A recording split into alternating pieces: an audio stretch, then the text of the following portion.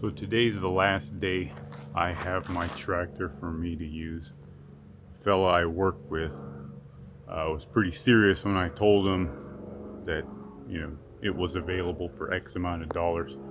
What I did was I calculated selling it as is versus fixing it up, and I just don't have time to work on anything. I've got too many other things going on. And that works out great sometimes because a lot of times the actual discounted price is easier to sell than the premium price. So he gave me a battery and he gave me a cashier's check. So he already owns this thing, but he cannot pick it up until Saturday. Put in a 900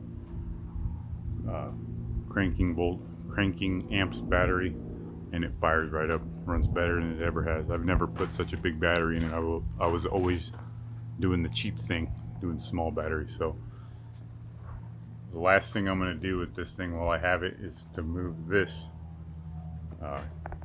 truck topper over here in the shade, because I need to cut this thing up for it to fit my Nissan, or maybe I'll just sell it. Point is, I don't want it sitting out here anymore.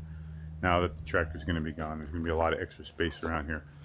I just won't have, the heavy lifting capabilities I used to have. But again, this is a massive tool that I don't use very often, and it's going to serve me well in the form of cash versus it, sitting out here waiting to be used once every 2 or 3 months.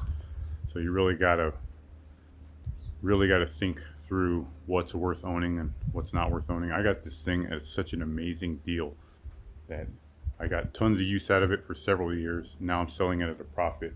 I'll probably never find a deal like this again, but I'm using the money I earned on this to pay for something else that I need paid off. So it's a bittersweet moment. Owning a big tractor like this is a point of pride when you live out here in the country, but you got to make strategic moves to reach the goals that you want to accomplish. So goodbye, tractor.